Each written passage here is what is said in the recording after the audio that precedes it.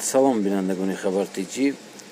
Мақомотҳои қонунгузории Русия тарҳи қонунеро омода дорад, ки мувофиқи он барои шаҳрвандони баъзе аз кишварҳои ИДМ гирифтани шаҳрвандии Русия осон хоҳад шуд, гуфт ба хабаргузори Интерфакс роҳбари кумитаи кор бо кишварҳои ИДМ Леонид Калашников.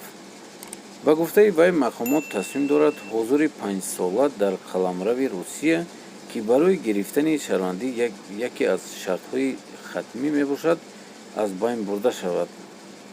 тибқи тағйироти мазкур, осониҳо танҳо ба шаҳрвандони 4 кишвар, аз ҷумла Украина, Беларусия, Молдова ва Қазоқистон пешниҳод карда мешавад. инчунин дар лоиҳаи қонун як тағйироти дигар низ ворид карда мешавад. тибқи тағйироти мазкур, нафароне ки бо шаҳрвандии Русия издивоҷ кардаанд, метавонанд баъд аз 1 сол барои гирифтани шаҳрвандӣ даъво намоянд. қаблан шаҳрвандии хориҷӣ, ки бо шаҳрвандии Русия издивоҷ карда буд, соли зиндагии якҷоя барои гирифтани шаҳрвандӣ дархост намояд. инчунин қаблан мақомоти Русия хабар дода буд, ки шаҳрвандони хориҷӣ имкон пайдо хоҳанд кард бидуни супоридани шаҳрвандии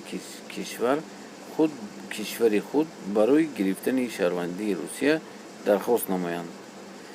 ин буд видеои имрӯзаи мо. Ки фаҳмид нафаҳмид, саволҳоятонро нависед, дар комментария мо ҷавоб медиҳам бар саволҳои шумо.